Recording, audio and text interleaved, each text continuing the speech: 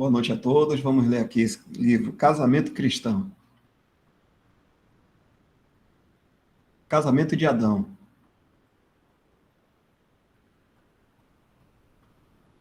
Isso aqui, fechou. Pronto. Casamento de Adão. E aqui o prefácio. O casamento possui a exclusiva característica de ser uma instituição estabelecida por Deus desde o início da história do ser humano. Portanto, a autoridade de Deus está por trás do lugar de proeminência que o casamento ocupa na vida social do homem. O primeiro casamento foi ordenado no Jardim do Éden, para aumento do conforto de Adão e para a consumação de sua felicidade. Casamento de Adão. Adão foi criado na perfeição de quem não tinha pecado e foi cercado no Éden de tudo o que precisava para sua satisfação e prazer. Todo aquele cenário de coisas animadas e inanimadas estavam sujeitos à sua vontade e prazer, mas ele próprio estava só. O isolamento, resultado inevitável de sua supremacia, era uma desvantagem para a sua perfeita felicidade. E disse o Senhor Deus: não é bom que o homem esteja só. Far-lhe-ei uma ajudadora idônea para ele. Gênesis 2:18. Dessa forma, a mulher foi formada por obra de arte divina, não do pó da terra como foi Adão, mas do próprio Adão, de forma que a mulher fosse osso de seus ossos e carne de sua carne. Eva foi a provisão de Deus para Adão. Percebendo a incompletude de Adão em sua solidão, Deus proveu para ele um cônjuge, criado exatamente para suprir suas deficiências. E assim, em seu casamento, ambos tornaram-se uma só carne, sendo cada um o complemento do outro. O casamento de Adão é o protótipo do casamento de todos os seus filhos. Em todos os casos de matrimônio verdadeiro, Deus faz a união. A sabedoria divina observa o momento em que a solidão do homem não é mais boa para ele, e ele provê uma noiva, que é o complemento de sua essência com suas características pessoais. Adão não teve escolha entre noivas. Houve, no entanto, aquela que se encaixaria a ele e que foi preparada por Deus especialmente para ele. Adão não teve rivais na possessão de Eva. Nem se pôde imaginar tal coisa no Éden, onde cada um encontrou no outro tudo o que era requerido para completar seu prazer e aperfeiçoar suas capacidades. Não houve alternativa que pudesse ser escolhida ou achada. Interessante isso. O casamento primitivo no Éden foi notavelmente simples e exclusivo. Somente dois desfrutaram dos deleites da ocasião. E essa reserva mútua é uma característica que o casamento ainda retém. No matrimônio, dois corações, duas vidas tornam-se uma, exclusivamente uma na outra. Em todo casamento, um novo pequeno mundo é formado com a população total de numericamente 2, mas de administrativamente 1. Que feliz a nova experiência! E quão importante! Instituído antes da queda. É um fato da mais alta significância que a relação do casamento foi estabelecida entre Adão e Eva, enquanto eles estavam ainda no estado de inocência. No tempo de sua união, o pecado não havia entrado no mundo, nem sua justa pena, a morte incorrida. Mas a entrada do pecado através de sua desobediência não anulou o santo caráter do casamento, o qual lhe fora originalmente concedido por sua divina origem e sanção.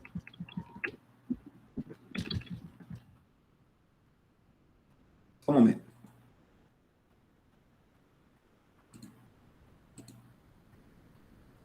Este, de fato, foi o fundamento sobre o qual o Senhor Jesus há muito tempo reivindicou a instituição primitiva e afirmou a permanente santidade do casamento.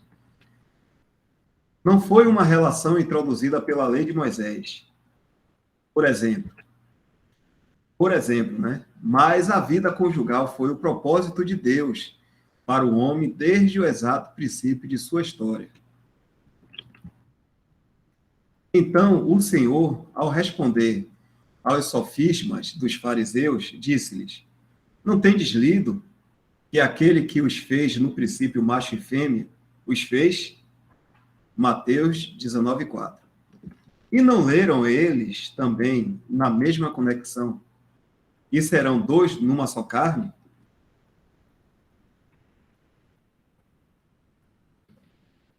É fato que, havendo sido unidos em laços matrimoniais, Adão e Eva juntamente desobedeceram ao mandamento do Senhor e caíram em pecado e sob o pecado. Um momento. Não obstante, o caráter santo e divinamente sancionado do casamento, recebido em estado isento de pecado, permaneceu após a entrada do pecado.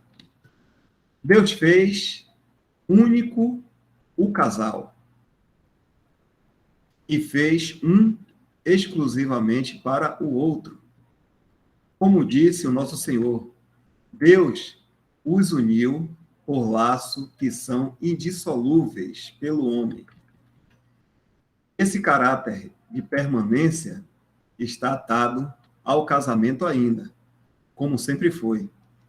Em toda a união, sob divina superintendência, Deus liga dois corações e vidas por um laço que ninguém pode cortar. As credenciais humanas do casamento. Outro aspecto do laço matrimonial deve ser agora considerado como um relacionamento estabelecido por Deus nas circunstâncias originais da criação do homem. Ele possui um puro e santo caráter. É óbvio, entretanto, que no Éden não houve absolutamente nenhuma testemunha humana do primeiro contrato de casamento. Mas, com a multiplicação da espécie humana, surgiu a necessidade de que cada aliança matrimonial possua a correção aos olhos dos homens de maneira geral e receba confirmação e aprovação pública. Desde os dias de Noé, Deus preparou entre os homens formas de governo para manter a ordem civil e o bem-estar social. As potestades que há na comunidade são ordenadas por Deus, e seus regulamentos devem ser reconhecidos e obedecidos pelo cristão. Romanos 13, de 1 a 7. 1 Pedro, capítulo 2, versículos 13 e 14. É claro, portanto, que o casamento cristão deve atender aos requisitos da lei da terra. Na verdade, é expressamente ordenado ao crente que seja sujeito às potestades superiores e para submeter-se a toda a ordenação humana, por amor do Senhor. Quando isso é feito no caso do casamento, o ato de união é formal e legalmente reconhecido, e sua validade estabelecida aos olhos de todos os homens. A evocação da bênção de Deus. A cerimônia de casamento requerida pelas leis civis para conceder a condição de casados ao marido e à mulher é completamente distinta da união espiritual destes. União esta que resulta do exercício do desejo e instrução do próprio Deus aos corações das duas pessoas. Esta última é a parte mais séria e ainda a mais feliz desse comprometimento.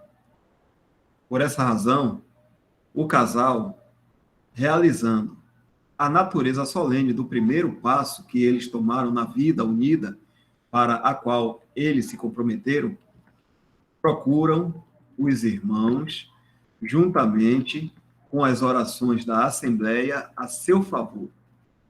Assim, eles abertamente confessam que em seu novo relacionamento,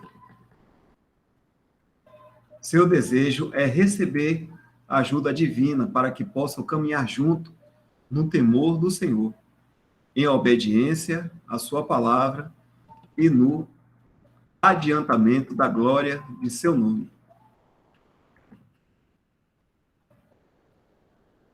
Por parte da esposa, submissão. Em Efésios 5, 22 até 33, versículos, é dado aos casados importante conselho, incorporando os princípios orientadores que devem governar suas novas e peculiares relações de um para com o outro. A determinação colocada sobre a esposa nessa passagem é de submissão a seu marido. Vós, mulheres, sujeitai-vos a vossos maridos, como ao Senhor.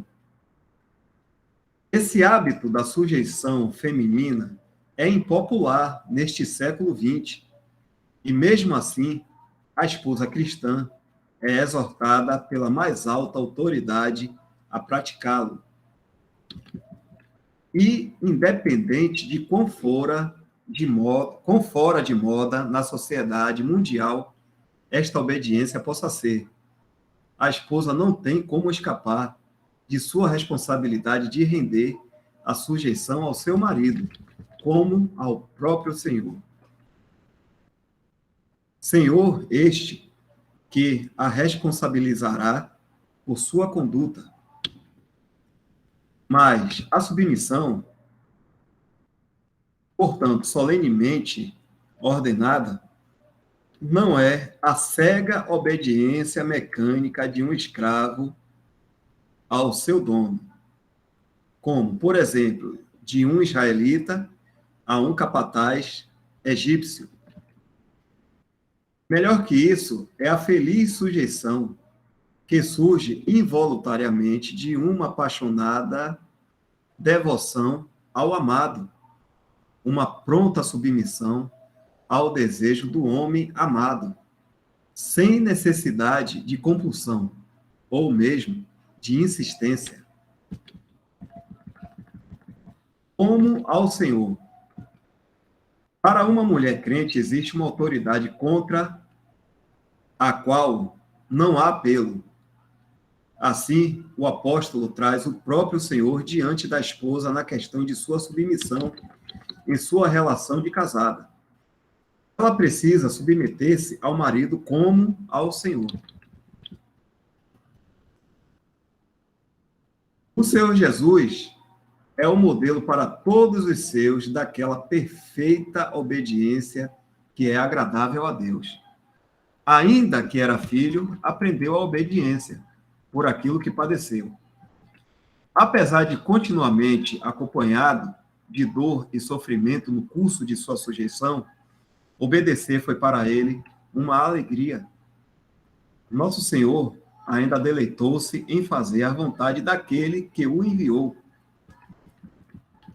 O amor ao Pai foi a mola mestra de tudo que ele fez como servo obediente. Da mesma maneira, a esposa crente deve, em seu amor, acatar devotadamente a lei de seu marido.